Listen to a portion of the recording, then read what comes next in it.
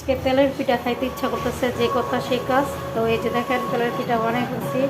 তো যেরকম হইতেছে আলহামদুলিল্লাহ, নষ্ট তো হচ্ছে না, যে ফুলছে দেখছেন ভিতরে কোনো কাঁচা নেই।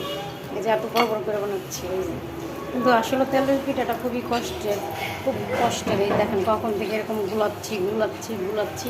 আমার কড়াইটা এরকম গর্ত হইলে মনে সুন্দর হয়ে উঠতো। তো যাই হোক, অনেক কষ্টের মাঝে তার পিঠাগুলো সুন্দর হয়েছে মাশাআল্লাহ। তো মাশাআল্লাহ দেখছেন পিঠাগুলো কত সুন্দর হয়েছে। আমি আজকে জীবনের ফার্স্টে তেলের পিঠা বানাইলাম, তাও মাশাআল্লাহ অনেক সুন্দর হয়েছে পিঠাগুলো, বুঝছেন। একটা কাছে নেই বা এত সুন্দর করে হয়েছে সাইডগুলো একদম মাশাআল্লাহ মাশাআল্লাহ। তো মাশাআল্লাহ আমি জীবনের ফার্স্ট তেলের পিঠা বানিয়েছি, তো আমার পিঠাগুলো মাশাআল্লাহ অনেক সুন্দর হয়েছে।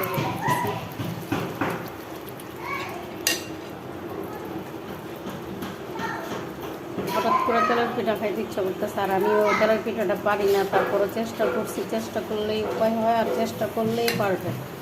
নষ্ট হবে একটা, ভালো হবে, এরকম হইতে হইতে হয়ে যাবে।